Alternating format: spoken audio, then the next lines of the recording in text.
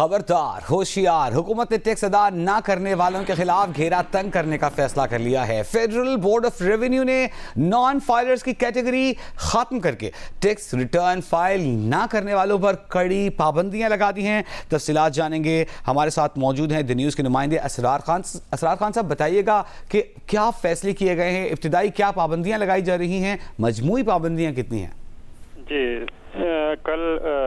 Industrial sectors, اس میں جو مختلف انڈسٹریز، شوگر، اسٹیل اور باقی سارے جو لوگ تھے اس میں انڈسٹریل سیکٹر کے بزنس مین تھے، ان کے ساتھ ان کی میٹنگ ہوئی ہے جس میں انہوں نے کہا کہ ہم نان فائلر کیٹیگری کو بالکل ایبالش کر رہے ہیں اور اس میں سے 15 قسم کی پابندیاں ہم لگائیں گے، جس میں سے پہلے مرحلے میں 5 قسم کے پابندیاں ہوں گی، جس میں وہ کوئی بھی جو نان فائلر ہوگا، ایک تو اس کو ختم کر رہے ہیں، لیکن نان فائلر جو فائل نہیں کرتے ان کے لیے ہم یہ کریں گے کہ ان کے بین الاقوامی جو سفر ہے اس پہ پابندی لگائیں گے، جائیداد کے خرید و فروخت پہ پابندی لگائیں گے، گاڑیوں کے خرید و فروخت، اور بینک، ایون بینک میں کرنٹ اکاؤنٹ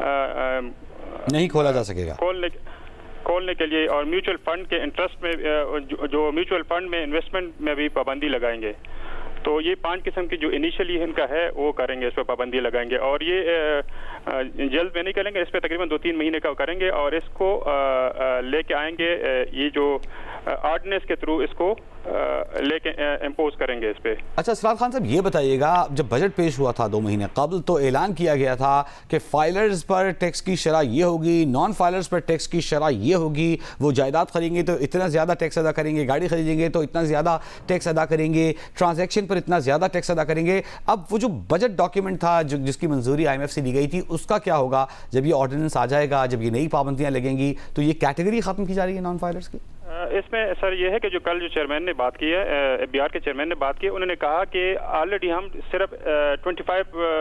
بلین ہم اکٹھے کر رہے ہیں پچھلے سال جو ہم نے اکٹھے کیے ہیں نان فائلر کے کیٹیگری کی وجہ سے، اور اس کے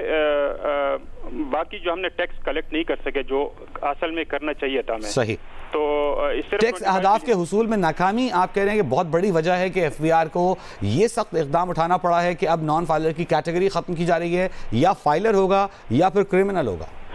فائلر یا کرمنل ہوگا، کمپلائنٹ ہوگا یا نان کمپلائنٹ ہوگا، یہ 2 کیٹیگریز ہوں گی بھائی۔ ٹھیک ہے، تو یہ ہوں گی، باقی نان فائلر بالکل کنسیپٹ ہی ختم کر رہے ہیں، کیونکہ انڈیا میں بھی اس طرح ہے کہ انہوں نے 15 قسم کے آلریڈی ان پہ چل رہے ہیں اس طرح کے جو ریسٹرکشنز ہیں،